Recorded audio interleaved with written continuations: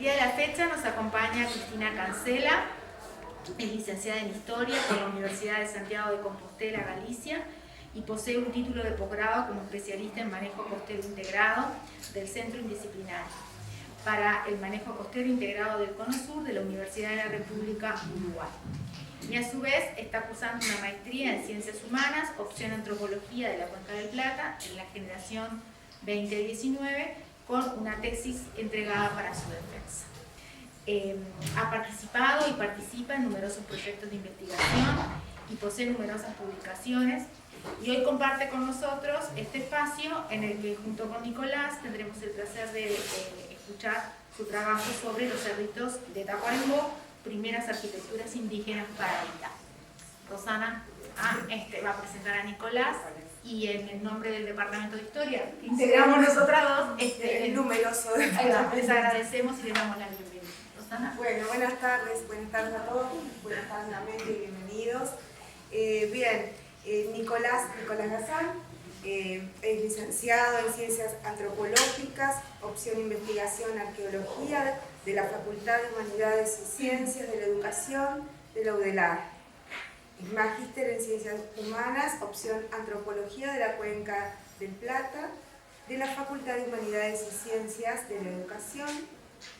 Es doctorado en Ciencias Agrarias por la Facultad de Agronomía de la UDELAR.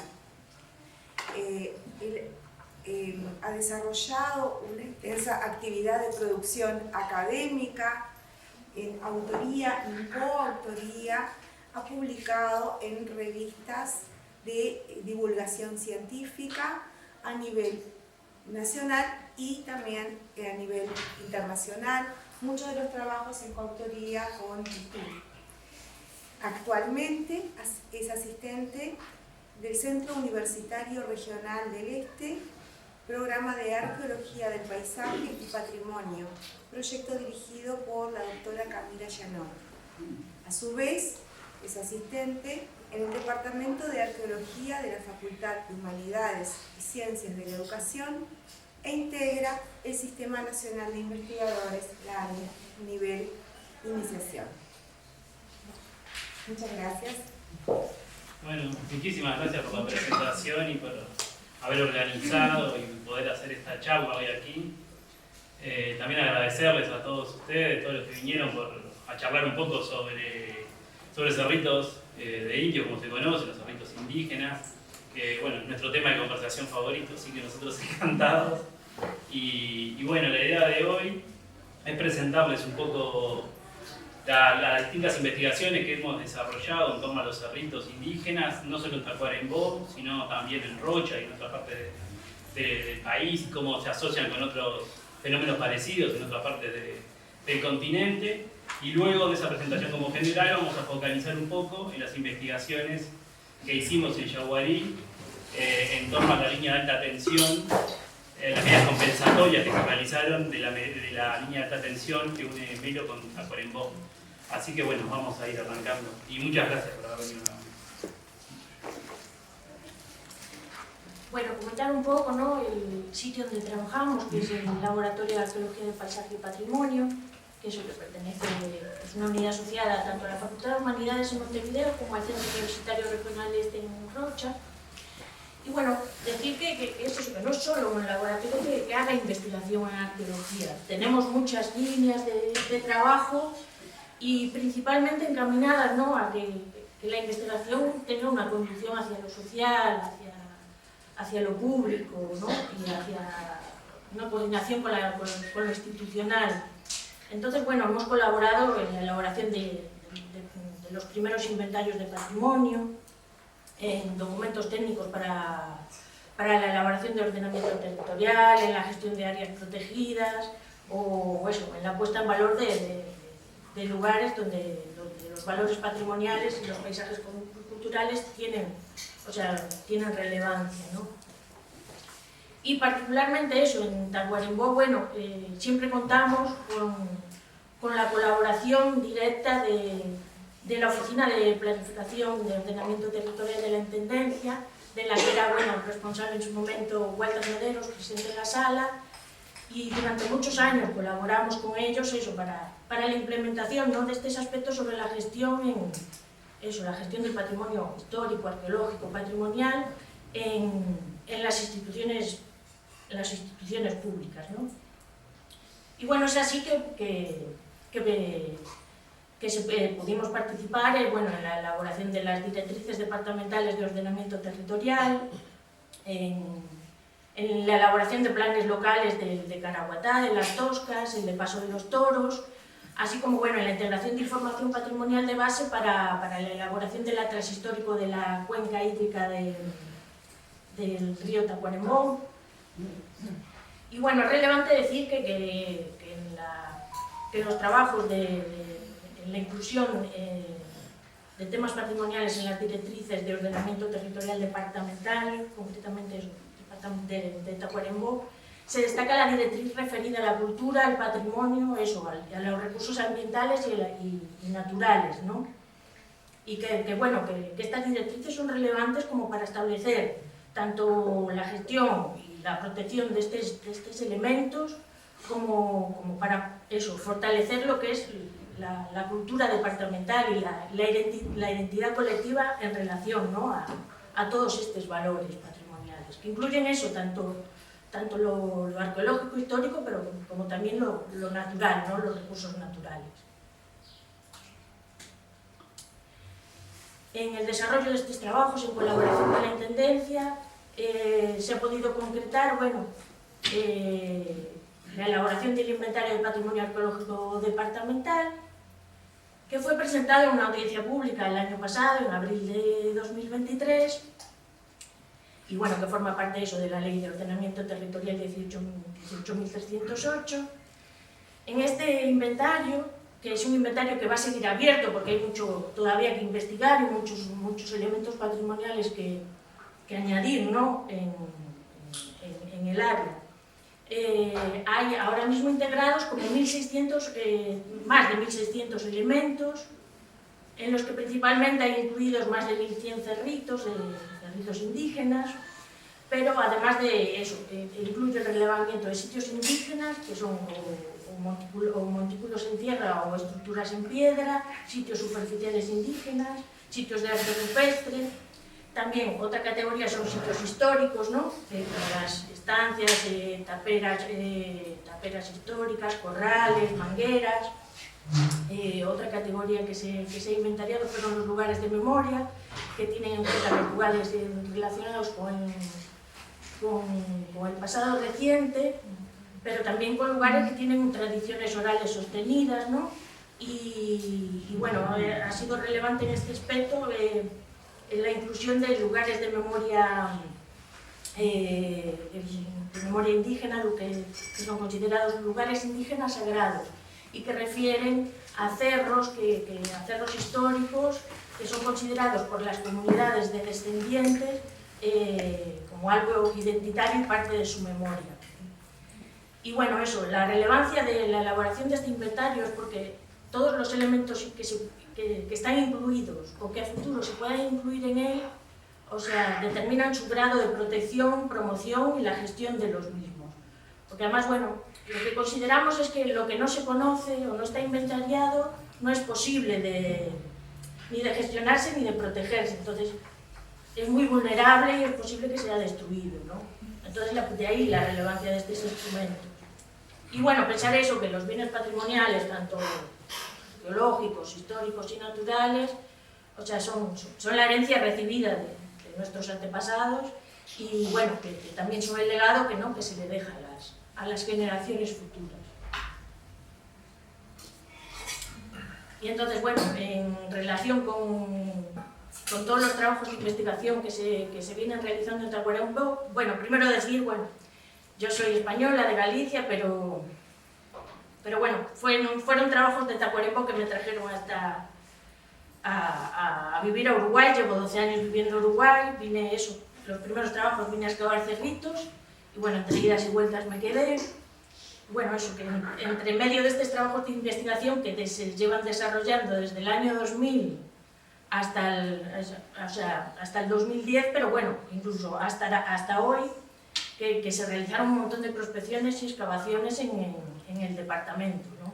También todo el rato resultado también de colaboraciones y de oportunidades que nos daban desde la Intendencia, ¿no?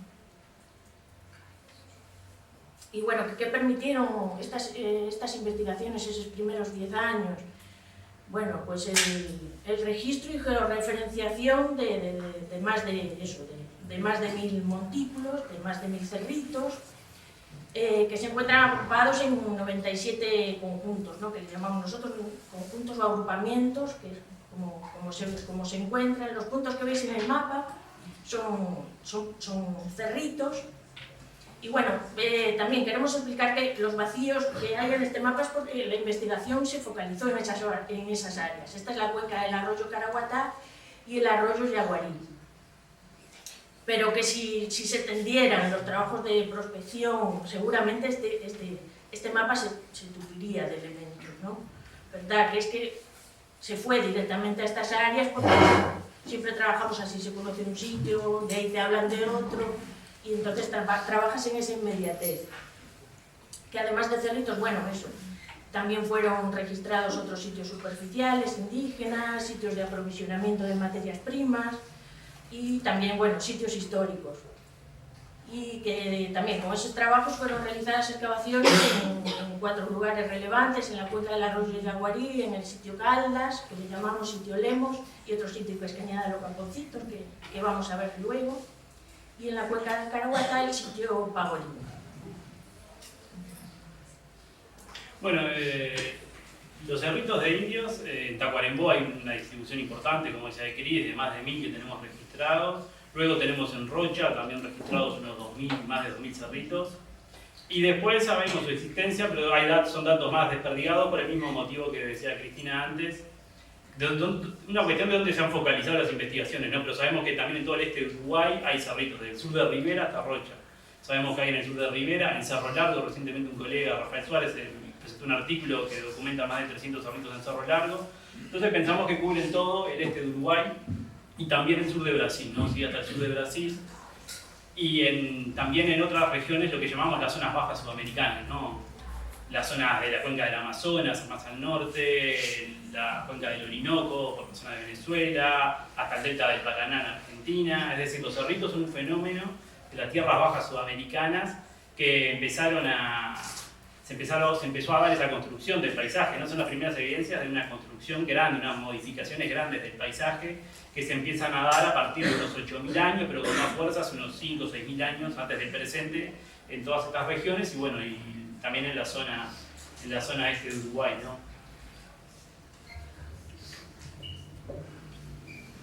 Bueno, ya bajando un poco hacia nuestro país y más a Tacuarembó, pero también son características que se comparten con la zona de Rocha. Vemos que los cerritos no es solo una elevación hecha de forma aleatoria, digamos, sin ningún criterio, sino que los cerritos forman conjuntos, ¿no? Forman agrupaciones que son distintas en función de dónde están. Por ejemplo, a veces vemos que en las zonas más elevadas, las agrupaciones tienen mayor cantidad de cerritos, en las zonas más bajas, que son entre 4 y 10 cerritos. Pero no solo eso, sino que a través de los distintos trabajos hemos visto que los cerritos los conjuntos no solo son cerritos, sino que integran, como vemos en las imágenes, integran lagunas, integran canales también, que muchas veces son lagunas naturales, pero que tuvieron mantenimiento para funcionar durante la época de ocupación de los cerritos, y también canales que podían servir para la gestión del agua, ¿no? En esos ambientes inundables, como por ejemplo este que vemos aquí. Entonces ya hablamos de tecnologías constructivas bastante complejas, y también una tecnología para la gestión del agua, ¿no? Y eso es muy importante, estas cosas, porque nosotros como interpretamos estos cerritos, ¿no? Estos conjuntos de cerritos son como los restos materiales que vemos hoy de antiguas aldeas, ¿no? Que estos en el pasado habrían funcionado como aldeas con áreas determinadas para distintas cosas, ¿no?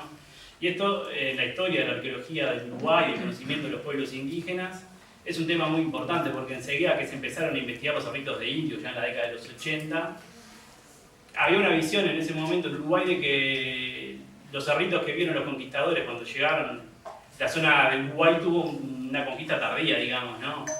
Antes de que llegaran los conquistadores, llegaron las enfermedades, los cazadores de esclavos. Entonces, cuando vienen las poblaciones europeas a colonizar, ya no hay muchos grupos indígenas asentados aquí en el territorio. Y los que hay son los cazadores-recolectores que conocemos todos, ¿no? Los charrúas, los guanes, yaros, que eran cazadores-recolectores con alta movilidad, ¿no? Que no estaban mucho en un tiempo, sino que se movían mucho. Y se pensaba que un poco eso era para atrás, era toda igual la prehistoria uruguaya, ¿no? Que eran ese tipo de bandas de cazadores-recolectores. Entonces las investigaciones de los cerritos empezaron a mostrar que eran sociedades que ya estaban más estratificadas, que había liderazgos, que había arquitectura en tierra, incluso algunas pequeñas obras de ingeniería como las que vemos aquí, que eran sociedades que cultivaban maíz, zapallo y poroto, como vamos a ver ahora más adelante. Es decir, que había una complejidad en la prehistoria de Uruguay y los pueblos originarios mucho mayor de la que pensábamos. Acá, por ejemplo, vemos lo que les decía, ¿no? Nosotros en las excavaciones no solemos encontrar los restos grandes, ¿no? De los vegetales, pero sí lo que encontramos son restos microscópicos. Entonces, nosotros cuando excavamos, disculpen, dejo que si te escuchan también.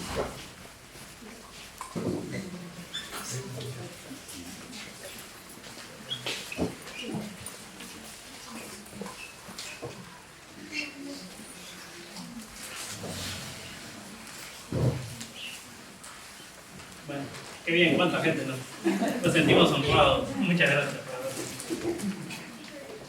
Bueno, como les venía diciendo, nosotros en las excavaciones lo que hacemos es guardamos muestras de tierra, ¿no? De la que vamos excavando para hacer análisis después. Entonces, entre los análisis que hacemos, los hacemos a microscopio, ¿no? Con muestras de sedimento podemos identificar las partículas más pequeñas de vegetales, ¿no? Que encontramos, se llaman silicofitolitos, que son que están ahí, ¿no? Esas fotos de ahí que están al lado de las especies. Son los silicofitolitos y en base a eso podemos identificar que cultivaban maíz, zapallo y poroto, los pueblos constructores de cerritos. Y además aprovechaban una amplia gama de vegetales disponibles en la zona, ¿no? Que los tenían a partir de la recolección. Y el tema de los fitolitos es muy interesante también, porque por ejemplo el maíz no crece de forma silvestre aquí. Entonces si encontramos fitolitos de maíz ya sabemos que sí o sí lo domesticaban y lo cultivaban, ¿no? Entonces eso fue encontrado tanto aquí en Tacuarembó como en Rocha, y los encontramos a partir de esas muestras de tierra que les decía, pero también a veces encontramos, por ejemplo, herramientas de piedra, que ahora vamos a ver algunas, tipo morteros, por ejemplo. Y en los morteros también no quedan restos macros visibles a simple vista, pero sí que en microscopio encontramos estos pequeños restos de vegetales que nos indican qué tipo de dieta tenían, por ejemplo, ¿no? Y qué cultivaban. Bueno, dentro de los análisis que hemos hecho también aquí en Tacuarembó, es el análisis de cómo aprovechaban el entorno estos grupos, ¿no? Muchas veces en la arqueología antes lo que se hacía era, por ejemplo, si la aldea está en un lugar y hay los recursos del bañado, por ejemplo, los ciervos que ellos consumían, los peces estaban a 10 kilómetros, se decía están a 10 kilómetros, está el recurso, las piedras para hacer las herramientas está a 20 kilómetros, y se manejaba así desde hace unos años, ya desde las últimas décadas. Lo que se hace es por ejemplo, se empieza a calcular el entorno, ¿no? Porque no es lo mismo andar 10 kilómetros en una zona de bañado, una zona baja, con barro, o en una sierra, que en una zona que no tiene dificultades, ¿no? Entonces calculamos todos esos parámetros, de dónde están los sitios arqueológicos, o sea, las aldeas, y dónde están los recursos disponibles, y calculamos en cuánto tiempo lo pueden hacer. En vez de kilómetros, calculamos en tiempo, porque entonces vemos que los grupos constructores de cerrito tenían en su entorno inmediato, en recorridos que podían hacer en el mismo día, ida y vuelta, tenían todo, desde recursos de los bañados como ciervos, tenían peces, tenían nutrias, todos los animales que consumían, tenían también distintas especies vegetales, ¿no? Que también consumían y usaban para distintas cosas, y también las herramientas las rocas para hacer herramientas de piedra, ¿no? Y también eso nos permitió identificar algunos, lo que vemos ahí, por ejemplo, es un esquema de lo que serían lo que encontramos como caminos óptimos, ¿no? Que lo llamamos que son como los caminos que ellos seguirían de menores dificultades del terreno para conseguir sus recursos. Bueno, eso, más o menos hasta donde os venimos hablando, todo lo que muestran, ¿no? El proceso de investigación, todos estos resultados, tanto de análisis de intervenciones como espaciales, ¿no? Es que bueno, que estamos hablando de ideas de asentamientos articulados y organizados regionalmente, ¿no? Y que tienen un acceso igualitario a los recursos. Hay una distribución, ¿no?, planificada y con una escala, ¿no?, con una escala y una densidad, o sea, que eso, como os hablábamos antes, si completáramos el mapa, o sea, el poblamiento del campo, del rural, superaría a lo que es hoy en día, no sé, triple de la ocupación, sino más. Y bueno, eso, que además de una interconexión entre las aldeas a nivel regional, lo que muestra en relación con la investigación de paisajes de montículos de las tierras bajas sudamericanas, en relación con las regiones amazónicas, con el sur del Brasil, con el noreste de Argentina, lo que muestra también eso, con particularidades, pero también con muchas similitudes, es que lo que hay es muchos contactos suprarregionales, ¿no?, con esas otras zonas.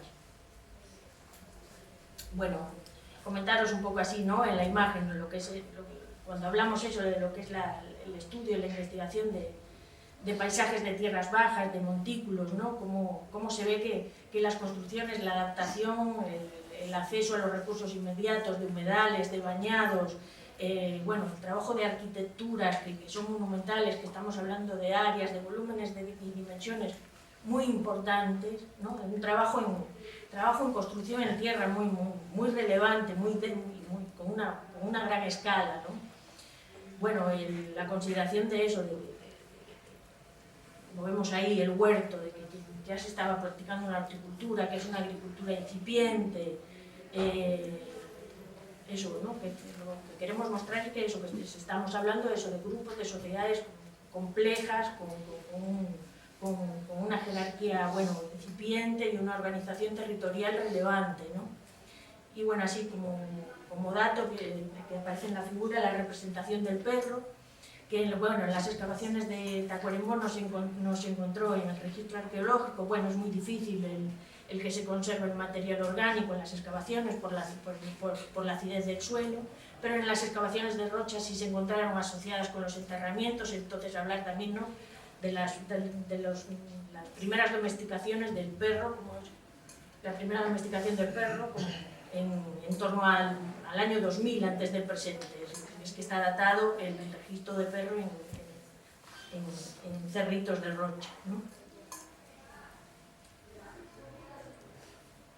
Bueno, eso, que estamos hablando de asentamientos que nosotros ubicamos en lo que le llamamos el Holoceno temprano, que las dataciones más antiguas hasta el momento se encontraban en Rocha, en torno a hace 4.800 años, y que hay un poblamiento muy continuado hasta época colonial, ¿no? Hay registro de excavaciones en Cerritos en los que aparecen cuentas e incluso, bueno, enterramientos en unas guaraníes que sitúan también, como que se siguen usando hasta el siglo XVI, ¿no?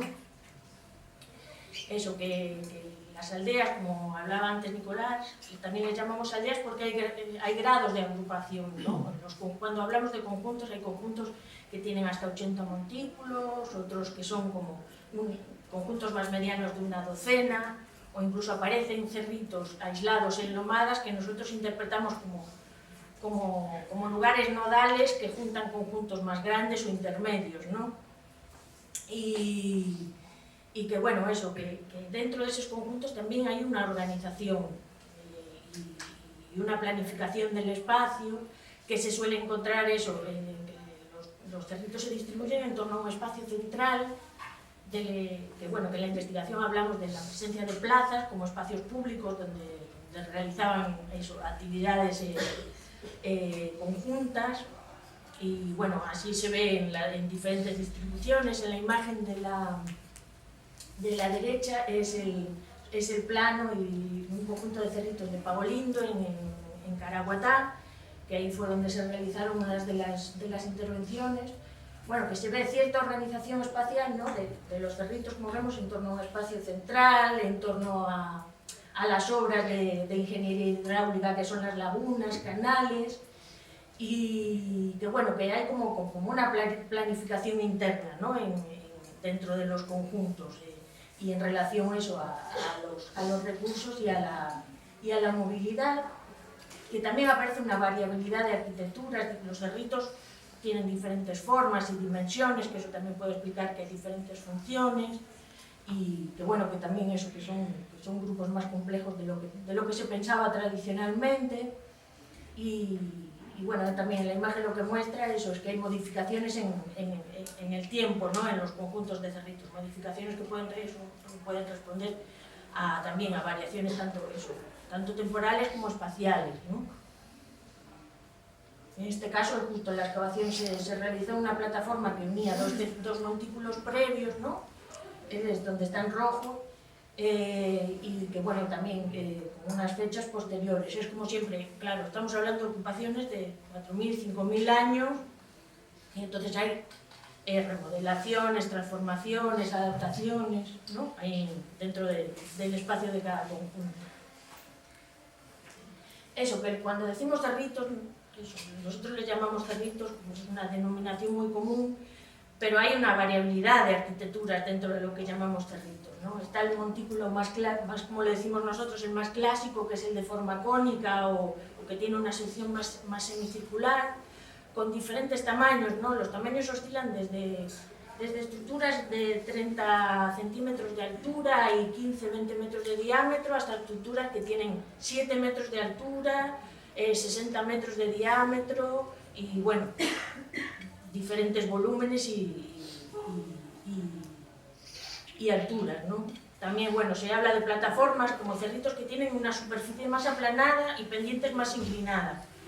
Y que, bueno, que en la historia eso de los montículos en todo el continente americano, estas estructuras, por el registro de excavaciones acá en Uruguay, recientemente se excavó una, hay otra excavada en Rocha, en Los Ajos, están asociadas a como actividades públicas, actividades más públicas y rituales, ¿no? más que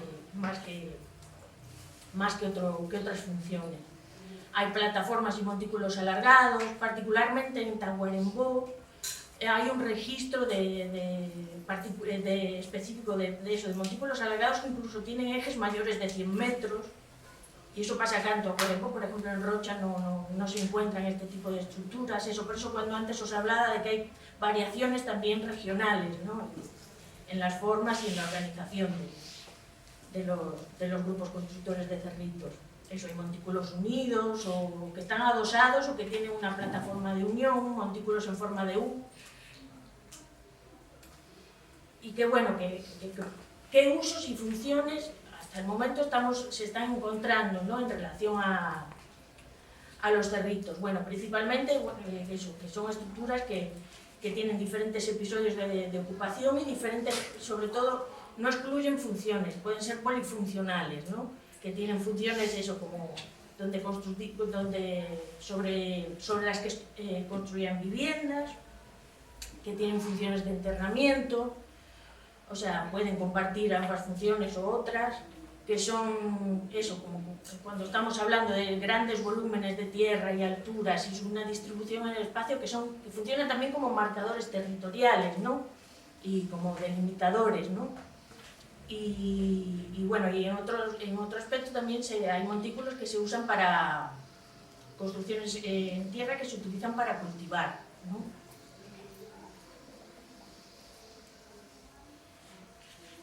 Bueno, hay algunas cuestiones, como veíamos ahora, que en arqueología las podemos saber de forma bastante sencilla, ¿no? O sencilla, bueno, lleva un trabajo, pero bueno, podemos saber qué comían, por lo que les contaba hoy, cuándo fue que hacían las cosas, en qué época fue que se construyó el cerrito, qué materias primas, o sea, qué rocas usaban para construir y para hacer las herramientas.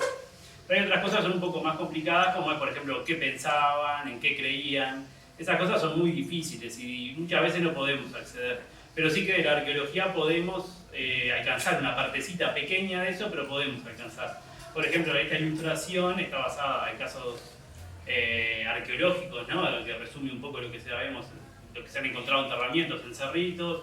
Hemos encontrado mandíbulas de zorro que acompañan esos enterramientos, se han encontrado herramientas. Y estas cosas nos aproximan un poco a eso que les contaba, ¿no? Por ejemplo, sabemos que entonces que creían en que había una vida después de la muerte, ¿no? Y que creían que la persona se podía llevar algunas cosas, como sus herramientas, que acompañaban, ¿no? Sabemos que hay un sistema de creencias detrás. Entonces, En este sentido, también en los últimos años hemos estado trabajando con el tema de la astronomía cultural y la arqueoastronomía, que es todas las sociedades humanas, o sea, es algo propio de nuestra especie, del Homo sapiens, que siempre hemos usado las estrellas, ¿no? El cielo, los astros, siempre los hemos usado para movernos, para estructurarnos, guiarnos no solo en el tiempo, que los distintos astros, ¿no? El sol nos dice las estaciones, la posición de las estrellas también. Sabemos, los marineros antes, por ejemplo, se ubicaban en función de las estrellas y las constelaciones en el cielo. Eso sabemos que fue así. Lo que la arqueoastronomía, como se llama, lo que intenta es encontrar una metodología sistemática para aproximarnos a estas cuestiones, ¿no? Entonces nosotros lo aplicamos esto para los cerritos indígenas, en principio de Rocha. Y fueron unos trabajos bastante importantes porque en toda la zona sudamericana no había muchos análisis de este tipo. Había para la zona inca, por ejemplo, y también en Centroamérica y Norteamérica había para la zona mayas y las aztecas también. Pero para la zona que les contaba antes, ¿no? De todas las tierras bajas sudamericanas, no se habían hecho análisis de este tipo. Entonces, hicimos nuestros primeros análisis y lo que sí había para Sudamérica era distinta información de etnoastronomía, que se llama, ¿no? Etnografías, que son trabajos de antropología social con grupos indígenas de la actualidad, pero también del pasado, y fue de lo que anotaban los cronistas, ¿no? De los grupos indígenas cuando en la época de la conquista, sobre cómo los indígenas interactuaban con el cielo, ¿no? Entonces sabemos que en toda Sudamérica, en toda esta zona, las tierras bajas sudamericanas, de zonas de Brasil, del Amazonas, de Argentina y del sur, como Chile, por ejemplo, ahí sí que hay mucha información sobre estos aspectos de la vida de los indígenas de esta zona, ¿no? Y sabemos que ellos estaban muy pendientes de la Vía Láctea en general, de la Cruz del Sur, de las Pléyades, de las posiciones de la Luna, de las posiciones del Sol, y tenía una gran importancia en grupos como los que ponemos ahí, ¿no? Los Bororos, los Tucanos, los Pinambás, los Mapuches también, los Charrúa, los Mocoy del Chaco argentino.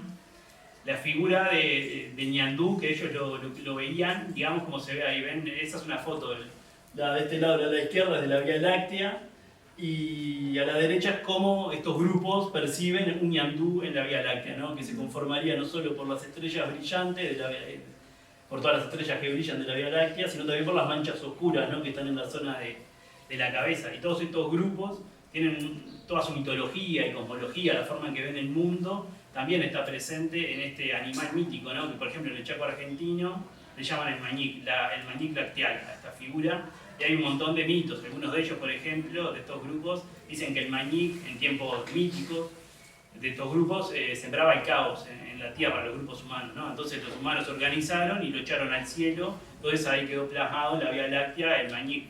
Y de hecho, Alfa y Beta de Centauro, que son unas estrellas muy brillantes que están ahí cerquita, algunos relatos de estos grupos indígenas las interpretan. En algunos aparece como boleadora, que le tiraban la boleadora para correr al mañic, y en otros casos como los perros que lo están persiguiendo, ¿no? a este animal. Y y todas estas cosas nosotros las usamos también para analizar, discutir e interpretar nuestros datos del registro arqueológico, ¿no? Nosotros, con el tema de los arreglos de indios, como les decía antes, no hay mucha información de crónicas, de etnografía, ¿no? Porque estos grupos, cuando se da la colonización efectiva del territorio, no estaban. Entonces nosotros trabajamos con la materialidad que nos dejaron, que en este caso son los cerritos de indio. Y lo que hacemos es medir, ven ahí, eso que vemos ahí, son donde indican la flecha, son 3 cerritos pequeños, ¿no? Son pequeños, pero están marcando el horizonte, están como marcando ese lugar del horizonte. Entonces en ese lugar el horizonte está formado en esa parte también por esos 3 cerritos, ¿no? Entonces podemos hablar de un horizonte también fabricado por los grupos indígenas. Entonces nosotros medimos desde arriba de los otros cerritos a todos esos cerritos que nos parece que hacen ese recorte, que forman parte de ese horizonte construido, ¿no? Entonces ahí después analizamos todos los datos y pudimos ver eso, ¿no? Que hay muchos de esos cerritos que se orientan en función de la Cruz del Sur, algunos de los solsticios, el solsticio de verano, el solsticio de diciembre y el solsticio de junio, y también de la posición de la luna llena previa al solsticio de invierno, ¿no? Que es una fecha bastante importante porque es el pleno invierno, ¿no? Cuando vienen las heladas, que en grupos sobre todo que practicaban la agricultura es muy importante, también está documentado en Sudamérica, porque son como las condiciones necesarias para que después venga una buena primavera y los cultivos sean buenos, ¿no? Entonces, bueno, en función de este análisis vemos que también en el tema de los grupos constructores de cerritos, no decimos todo, no tenemos que pensar que todos los cerritos entonces siguen patrones de la astronomía y de sus conocimientos sobre la astronomía, sino que algunos de ellos sí que pensamos que tenemos que analizarlo en función de estas cosas, ¿no? Un conocimiento del cielo que se materializa en el paisaje y que incluso perdura hasta el día de hoy, ¿no? Y pensamos que la Cruz del Sur, la Vía Láctea, que también la vemos acá repetida cuando analizamos nuestros resultados, como les contaba antes, que distintos grupos sudamericanos, desde el Amazonas hasta el sur de Chile y Argentina, la Vía Láctea, el Ñandú, era muy importante, ¿no? Y pensamos que en este caso puede ser también. Y otro aspecto interesante es que el Ñandú siempre fue un debate en arqueología, tanto en Uruguay como en Argentina, porque en los sitios que hay buena conservación encontramos muchos restos de venados, ciervos, de peces, de nutrias, pero de Ñandú encontramos muy poco. Y cuando los conquistadores llegan, ven que los grupos indígenas de ese periodo histórico cazaban mucho Ñandú. Entonces sería esperable que en el registro arqueológico también encontraran Ñandú, pero no encontramos Ñandú. Entonces es un debate que se da mucho en Argentina y en Uruguay sobre todo, ¿por qué no encontramos Ñandú? Y bueno, hay muchas explicaciones, ¿no? Hay gente que ha planteado que puedan ser por temas de conservación, pero tampoco cierra mucho porque otros animales sí se conservan. En otros casos, que por temas de que funcionales, que no les sería rentable, pero en otros casos sí porque cazan animales menores, digamos con menos aporte energético. Es un tema que está en discusión. Pero entonces a nosotros lo que nos permite esto es aportar otro elemento a la discusión de que si no se estará tratando de tabú, ¿no? Como hay en otras sociedades indígenas, por ejemplo, o restricciones alimentarias temporales con determinados animales. Que bueno, que también es discutido acá en Uruguay desde hace mucho tiempo en arqueología, el carpincho. El carpincho se consume, a la gente le gusta, pero bueno, a los cerritos no aparece carpincho y estaría el carpincho, sí aparece nutria. Entonces pensamos que con algunos animales, bueno, pueden haber algunas restricciones alimentarias o tabú, ¿no? Y bueno, esto, como les decía, lo empezamos a hacer para Rocha, pero nuestra idea es seguir en Tacuarembó, con Yaguarí y Caraguatá. De hecho, tenemos un proyecto presentado para la ANI, la Agencia de Innovación e Investigación, que bueno, está siendo evaluado el proyecto en este momento, pero bueno, si tenemos suerte, capaz que el año que viene podemos estar trabajando con los cerritos de Tacuarembó y seguir sumando elementos a esto, ¿no? Y al conocimiento de estas sociedades constructoras de cerritos sobre el cosmos y cómo lo materializaban en la construcción del paisaje. Bueno, y como hablábamos antes, los años de colaboración con la Intendencia, con Walter y su equipo, llevaron que cuando se quiso instalar la línea de alta tensión de Melo a Tacuarembó, desde la Intendencia detectaron errores en la evaluación del impacto arqueológico, una mala praxis, y de errores en el sentido de que la línea se iba a instalar por encima de un conjunto de cerritos, ¿no? Concretamente este es el conjunto Castro, ahí en Yaguarí, en Paso Coello, y bueno, eso, contactaron con nosotros y bueno, se insistió y hubo una posición determinante desde la Intendencia que bueno, obviamente la línea tiene que instalarse, tenemos que tener luz, ¿no? Pero que bueno, que había que buscar pues, la mejor manera de hacerlo y bueno, y que desde la empresa ejecutora pues, a lo menos bueno, pues, financiaran como investigaciones investigaciones en el área, ¿no? Eso, que se establecieran lo que nosotros llamamos medidas compensatorias, ¿no? Cuando un emprendimiento algo afecta a un sitio patrimonial, ¿no? Que es que, bueno, que no hay manera de que ese emprendimiento se instale en otro lugar o, bueno, porque por su necesariedad, pues bueno, se les piden medidas compensatorias a las empresas como para profundizar en el conocimiento y en la divulgación de ese lugar, que es también lo que nos trae hoy aquí, ¿no? Que es devolver los resultados de esas intervenciones, el resultado de este proceso, hacer la devolución al lugar, ¿no? Y bueno, gracias al establecimiento de esas medidas compensatorias y la posición de la Intendencia, se posibilitó la excavación de cuatro de los cerritos de este conjunto Castro, que antes os comentaba que es un conjunto muy grande, que tiene como 80 estructuras. Y bueno, estos cerritos eran los que directamente se veían, ¿no?, como más afectados por la instalación de la línea. ¿Por qué eran los más afectados? Pues dentro de ese trabajo que os hablábamos antes de las directrices departamentales se establecen unas áreas de protección, ¿no?, de los cerritos, que es que en un entorno de la zona núcleo de cada cerrito no se puede realizar trabajos de remoción, de obra, ni emprendimientos relevantes, ¿no? Entonces eso, son 100 metros dentro del área núcleo de cada cerrito, entonces había 4 cerritos en este conjunto que eran los que estaban más afectados en ese sentido. Bueno, previo a esto incluso hubo que mover algunas torres porque había alguna de las torres que caía encima justo de cada cerrito. Pero también es importante decir que es que el sitio arqueológico no son las estructuras en sí. El sitio arqueológico es todo el espacio intermedio, ¿no? Digo, la gente no solo se desenvolvía encima del cerrito, o sea, el asentamiento es todo el entorno que rodea a las construcciones, ¿no? Y bueno, de las excavaciones que hicimos, en uno de los cerritos hicimos una excavación mayor en el medio. Aquí los cerritos en Yaguarí tienen alturas que rondan entre 1 y 2,5 metros. La excavación más grande fue un cerrito de en torno a 1 metro de altura y con un área de 2 por 3 metros. En los otros 3 cerritos se hicieron excavaciones menores de 1 metro por 1 metro y de 75 por 75 centímetros, ¿no?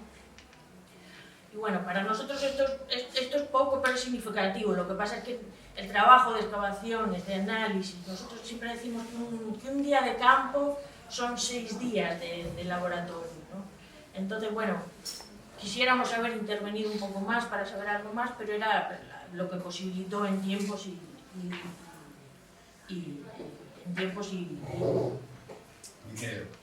ahí está, efectivamente.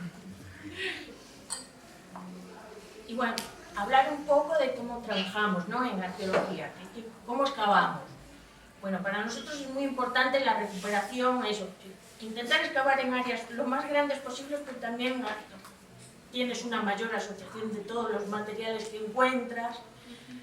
Claro, no es hacer un pozo y excavar sin sentido, sino como establecer la relación de todos los materiales asociados a sus capas, ¿no?, a lo que llamamos unidades estratigráficas. Entonces, bueno, eso nos lleva tiempo también esas excavaciones porque trabajamos con mucha minuciosidad. Principalmente primamos el registro de esas unidades estratigráficas que le llamamos, que son como capas de la torta que lo que nos revelan son los procesos de formación de los lugares, ¿no?, los materiales que están asociados a cada capa. Y bueno, también en otro aspecto registramos, intentamos localizar, como decía Nicolás, para nosotros encontrar carbón es encontrar oro, porque es como podemos contextualizar los lugares, ponerles una fecha y a qué época corresponden. Entonces también por eso acabamos con más necesidad para encontrar ese material orgánico, rescatar esas pequeñas huellas que nos lleven a reconstruir, ¿no?, tanto fechas como para qué se usó el lugar. Y bueno, cada cosa que encontramos la registramos con fotografías, en fichas, ¿no?, en fichas de registro que describimos, ¿no?, y la relacionamos con los otros materiales que aparecen en cada capa de la torta, como se podría decir. Y bueno, incluso eso, ¿no?, lo que hacemos es, pues, lo que veis en la imagen es una estación total, que es un instrumento que usan los ingenieros agrimensores, se usa mucho en obra pública, para carreteras y como para nivelar. Y bueno, lo que hace este instrumento es que tú puedes medir un punto y te da las coordenadas y la cota exacta en donde está geográficamente.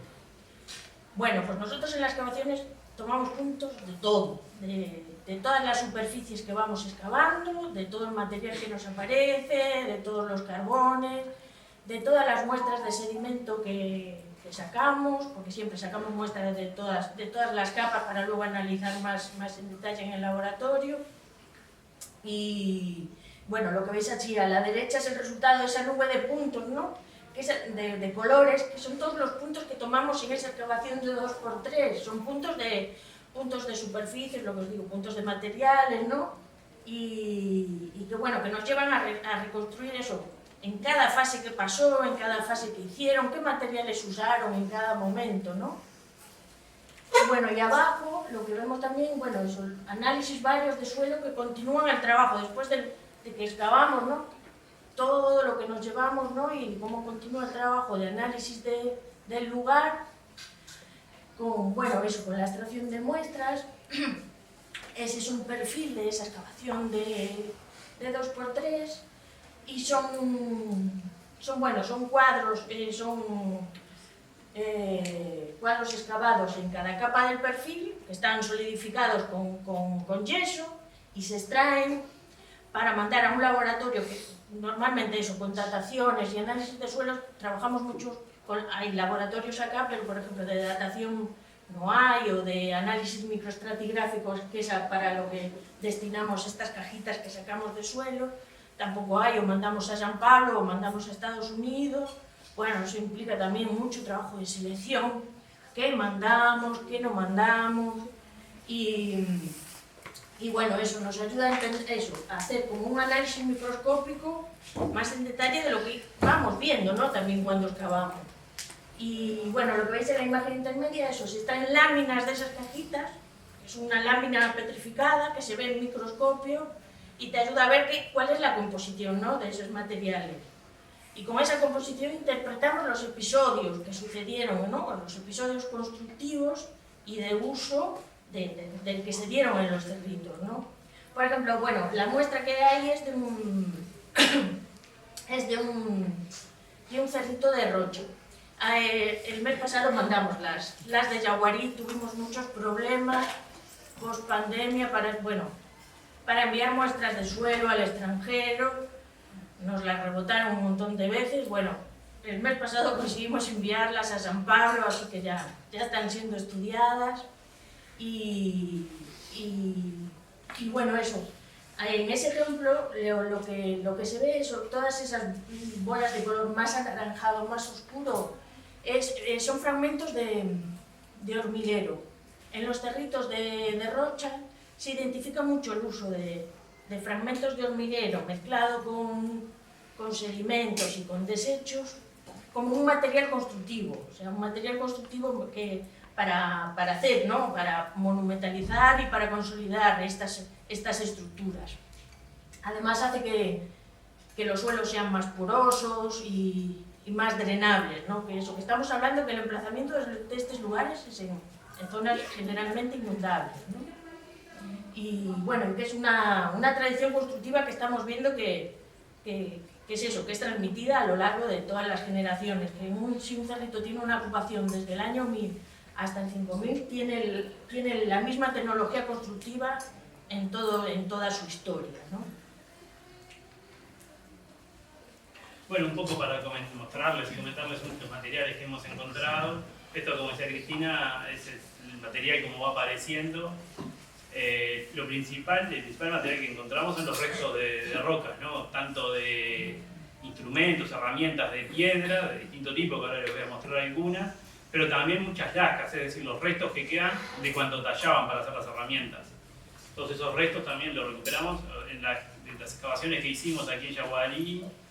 Tenemos más de 2000 restos de piedra y de cada uno lo analizamos, ¿no? Cada uno de ellos lo medimos, le tomamos los atributos. Bueno, ya estamos terminando ese análisis.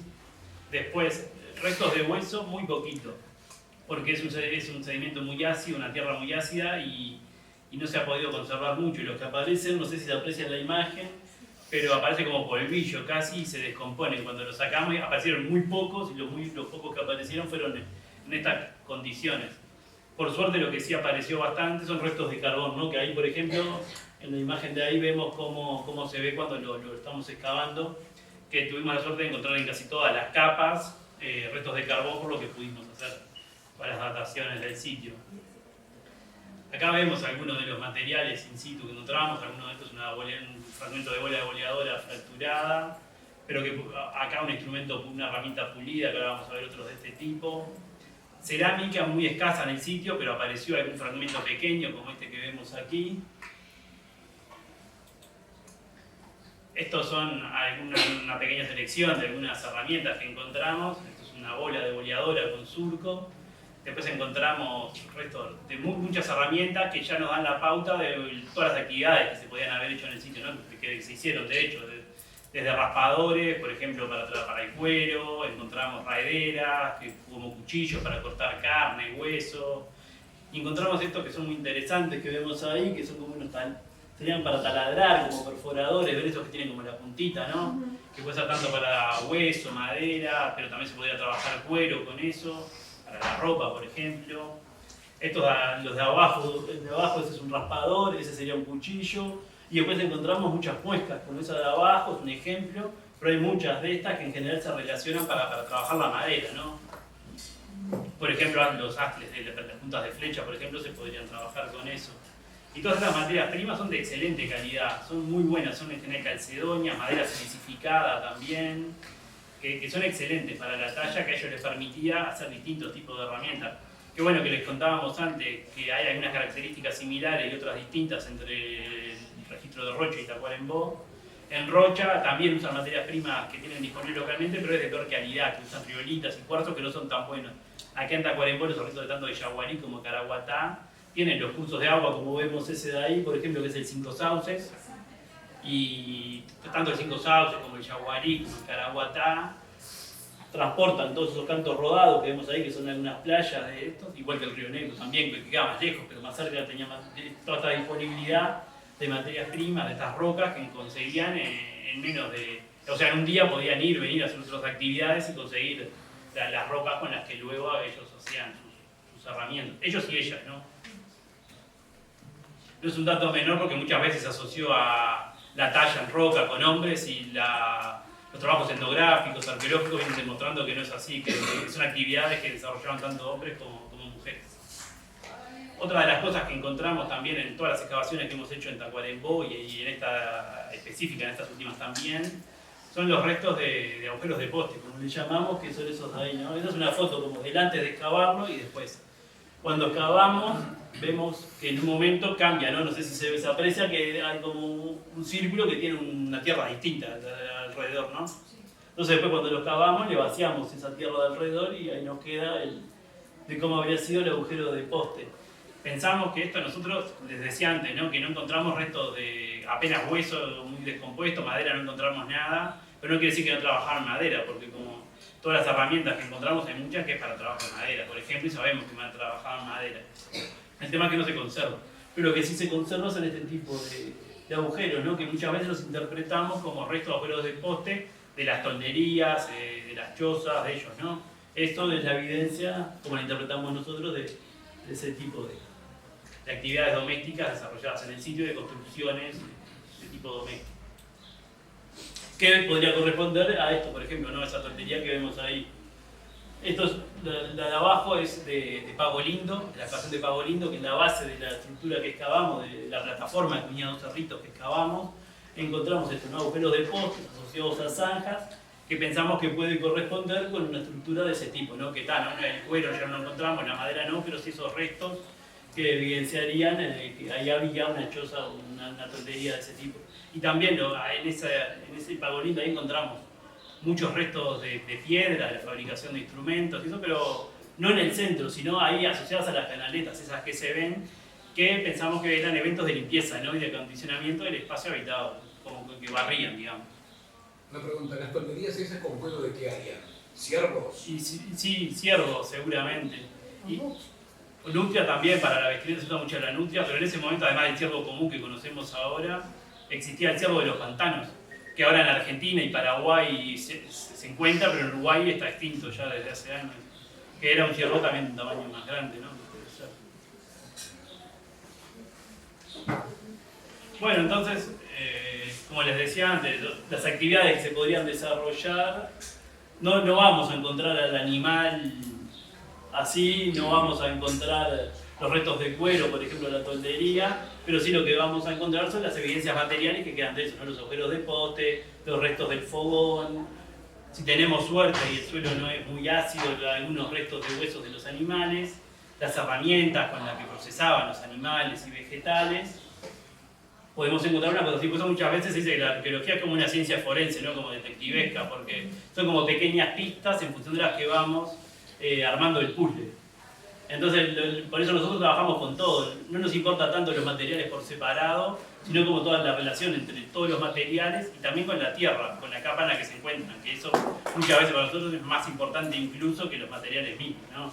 Porque, por ejemplo, de esa escena que vemos acá, lo que queda, si viene uno y saca el mortero, y viene otro y se lleva los restos del animal, ya hay actividades que no vamos a poder saber nunca, ¿no? Porque la información se queda desperdigada. Y bueno, aquí en esta imagen lo que vemos es el perfil de esa excavación de 2×3 en Yaguarí y los perfiles de los sondeos en los otros 3 cerritos, con las dataciones que fueron tomadas hasta el momento.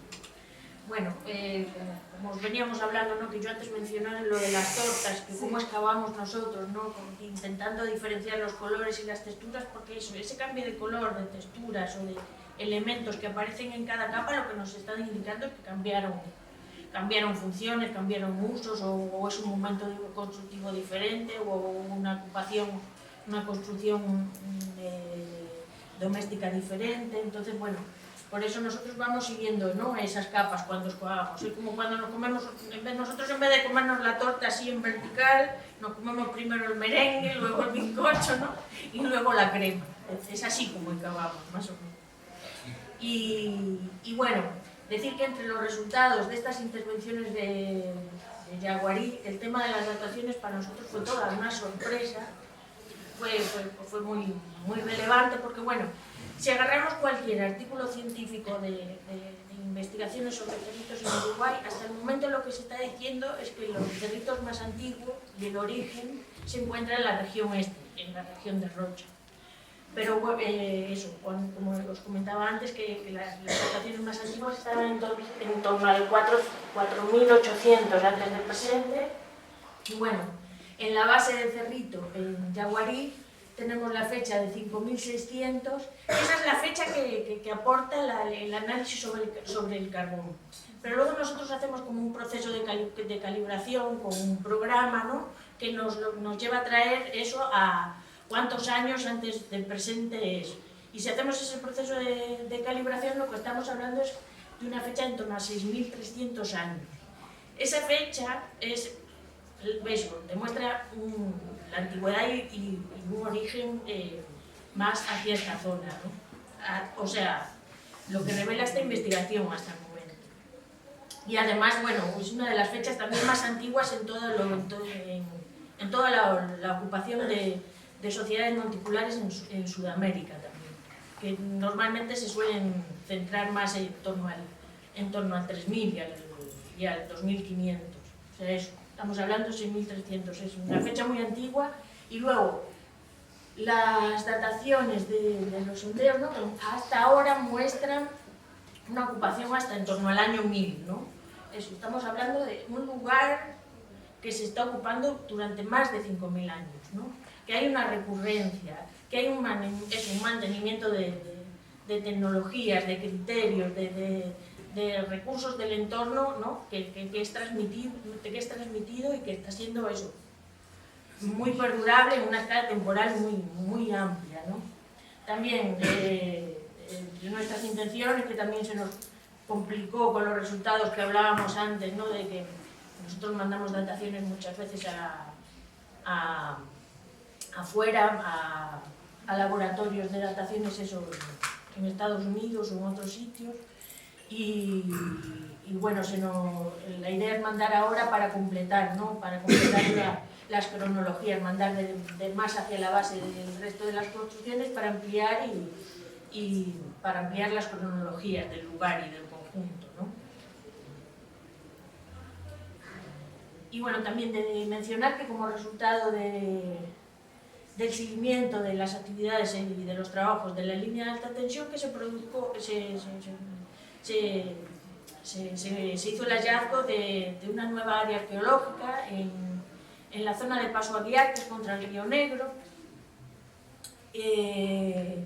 Y bueno, se encontró un conjunto de cerritos que le llamamos microrrelieves porque tienen alturas como de 30 a 40 centímetros, en los que se hicieron análisis y bueno, se encontraron fitolitos de maíz que os mostrábamos antes.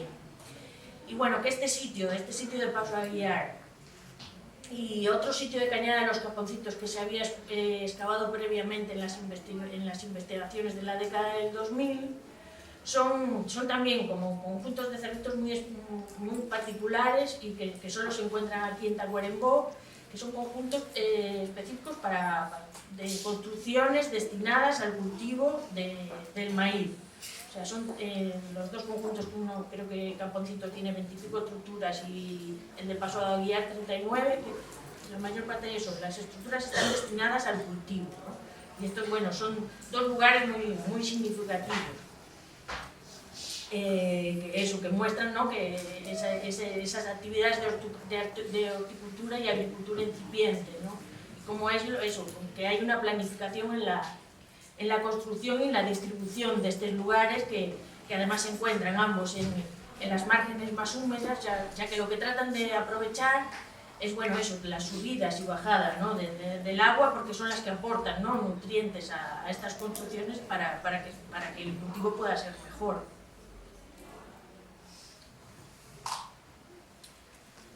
Y bueno, así como una síntesis general ahí de todas las investigaciones que se llevan haciendo desde hace años y de los últimos resultados, ¿no?, de Yaguarí, decir eso, ¿no?, que estos resultados que amplían la antigüedad, ¿no?, y el origen de las sociedades constructoras de cerritos, tanto en Uruguay como en Sudamérica, y que bueno, que estamos hablando de una escala temporal de ocupación y de recurrencia de unos lugares de más de 5.000 años, es muchísimo.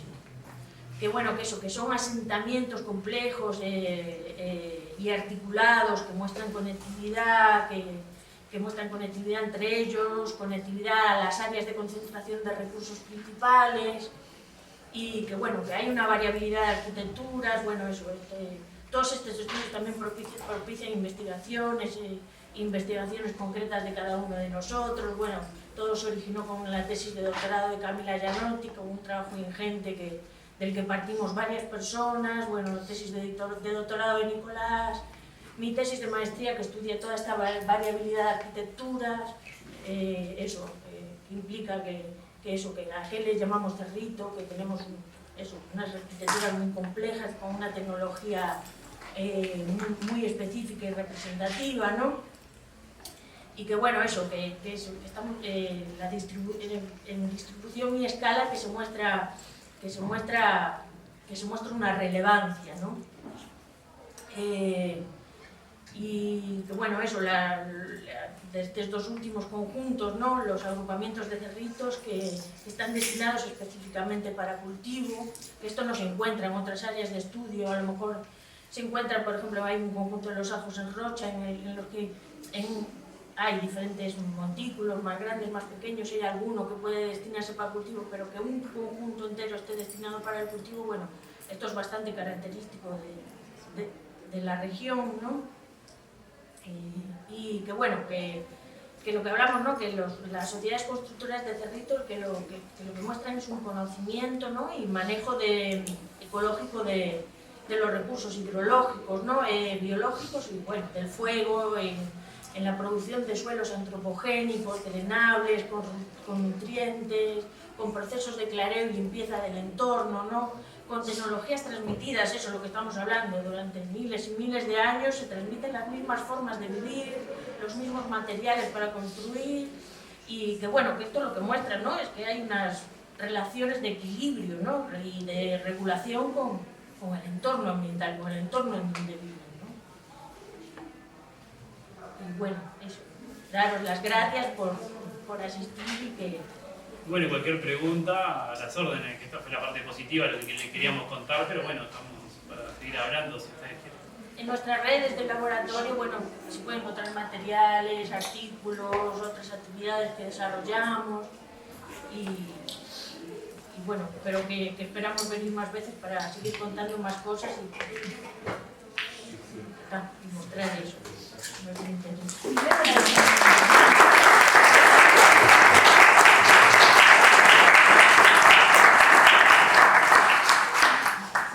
No sé, se abre un espacio de preguntas, Sí. si no hay. Sí, o comentarios. Comentarios, ¿no? Bueno, así como encontraron los postes, ¿no? Los públicos también encontraron registros, o sea, que hubiese habido algún tipo de árbol en especial, o, además de lo que ya hay, que se puede hacer una adaptación. Efectivamente, nosotros cuando grabamos esos agujeros que detectamos siempre guardamos toda la muestra del interior para hacerles análisis, intentar identificar las especies. Eso es lo que siempre nos va quedando porque son tantos análisis, pero es lo que siempre nos va quedando relegado.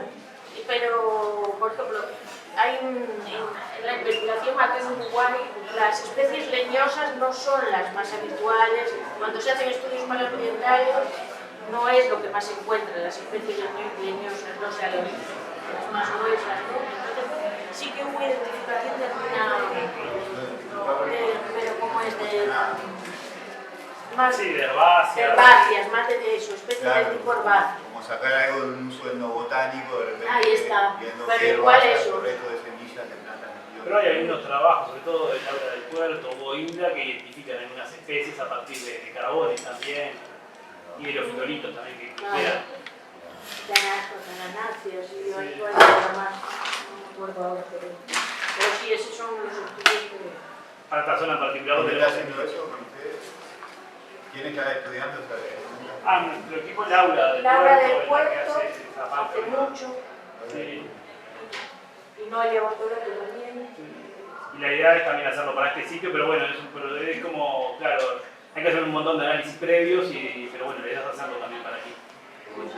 Nosotros cuando mandas análisis a un laboratorio, el laboratorio tiene muestras de, imagínate, mandamos a Brasil, tienen muestras de Perú, de no sé dónde, hasta de España. Y eso demora un montón. Entonces vas quedando ahí, pero está así, todo eso está en proceso. Lleva mucho, o sea, a veces cuando hacemos las devoluciones lleva mucho tiempo. La idea es hacer una publicación, o sea, estamos haciendo ahora mismo la publicación de esto, un libro, para que quede acá, pero claro, eso sí. A veces nos cuesta explicar que esto lleva mucho tiempo, a veces el proceso post de analizar las cosas, ¿no? Ustedes se llevan bolsas de tierra y Pero todas esas bolsas. bolsas y tienen que pasar. bolsas, Sí, literal, sí. bolsas.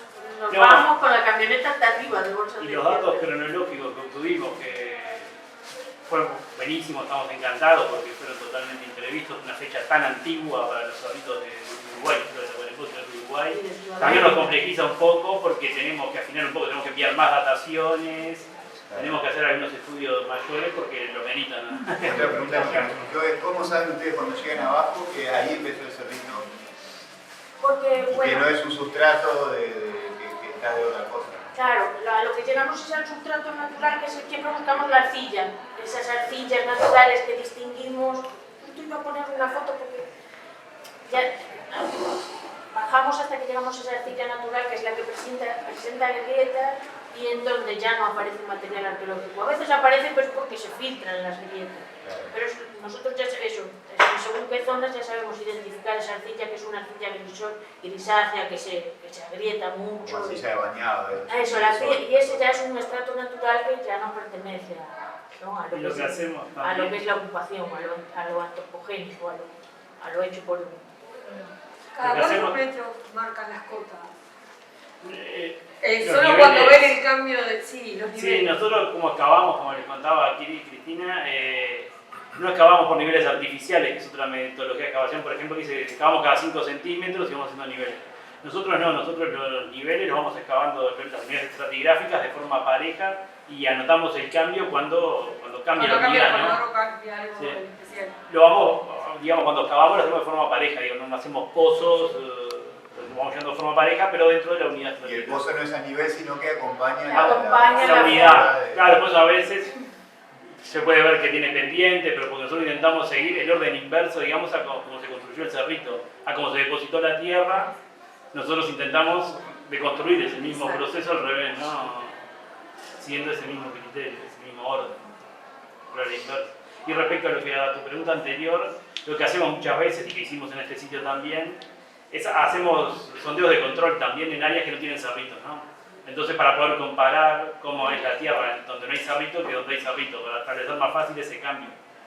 Y después también esas cajitas que le mostraba Cristina, cuando tenemos dudas, porque a veces, es muy claro cuando empieza y cuando termina. Porque a veces hay depósitos de sedimentos que son difíciles. A veces no es tan claro. Muy difícil. Entonces, en esos casos también usamos las cajitas esas de micromorfología o microestratigrafía que se le llama, que se miran al microscopio y se dice si son iguales, no son iguales, y nos ayudan también a Entonces, hasta que no llegan a esos análisis post de microestratigrafía o que llamamos los físico-texturales, que es que analizan toda la composición, cuánto nutriente, cuánto pH, cuánto no.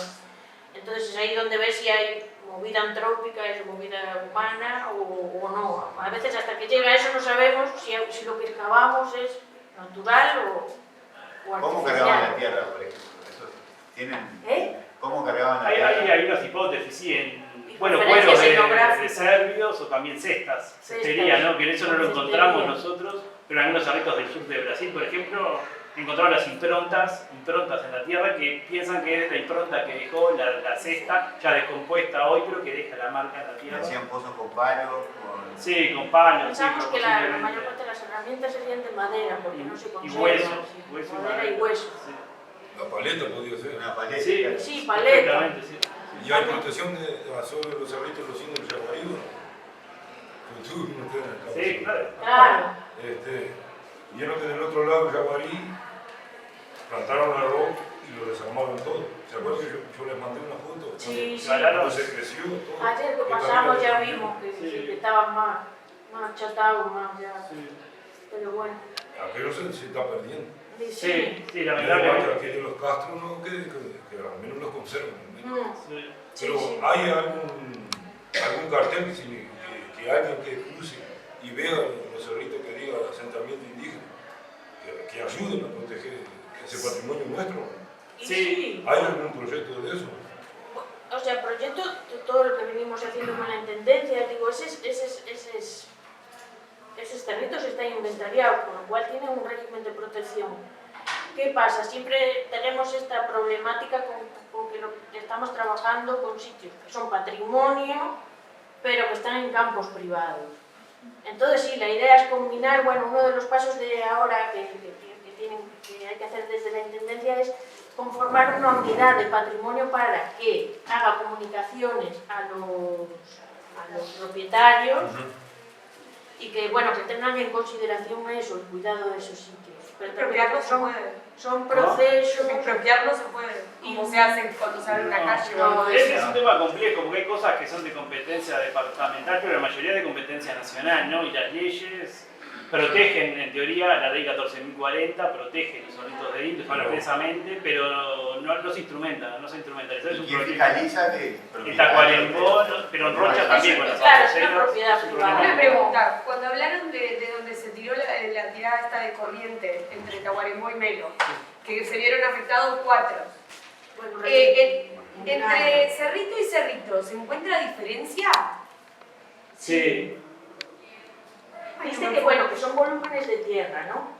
O sea, un cerrito es una construcción, un montículo de tierra, hay diferentes dimensiones, hay algunos que ni se aprecian porque lo apreciamos por cambios de vegetación, pero hay cosas, volúmenes de tierra que son de 50 metros de diámetro y 3 metros de altura.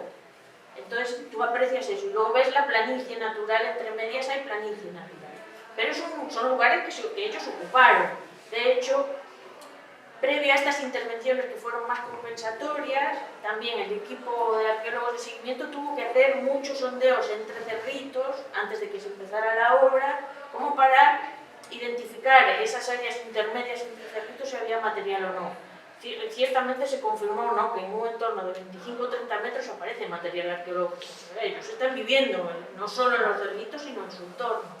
Pero demuestra diferencias entre Sí, hay diferencias en la composición de suelo. y entre cómo vivían o no. Y también hay Entre algunas- cada grupo, sí, ¿no? sí. Lo que pasa es que, por ejemplo, hay cerritos de hace 5.000 años, como en este caso, estos últimos que encontramos, pero bueno, los más clásicos de hace 3.000, 4.000, que por ejemplo no tienen cerámica, no tienen enterramientos, pero a partir de 2000, por ejemplo, en algunos cerritos, tanto de Tacuarembó como de Rocha, 2500 más o menos, empiezan a aparecer enterramientos en algunos, no en todos. Entonces eso también nos habla de un uso diferente que tienen los cerritos. ¿Cómo? Hace 5.000 no encuentran No. cerámica. La más antigua también, de hace 2000 y pico, 2500, 2000. No quiere decir que no haya, ¿no? Capaz que en un futuro les decimos que encontramos, como ahora la datación antigua, capaz que encontramos cerámica antigua, pero por ahora no hay tan antigua. Entonces sí que hay cambios en los cerritos. De hecho hay algunos que, como decía Kiris antes, son solo para el cultivo, por ejemplo. Hay otros que pensamos que tienen una arquitectura distinta, que tienen las capas más diferenciadas, o tienen otro uso de materiales. Sí que hay como una intencionalidad de permanencia, un saber transmitido de generación en generación, la mezcla de sedimentos que se mantiene, pero hay diferencias de uso, ¿no? Como lo explicábamos antes, lo interpretamos como aldeas, ¿no? Que tienen distintos espacios. Hay algunos que se han interpretado como más rituales, de ceremonias, otros donde aparecen más evidencias de ocupaciones domésticas, como, bueno, huesos quemados, más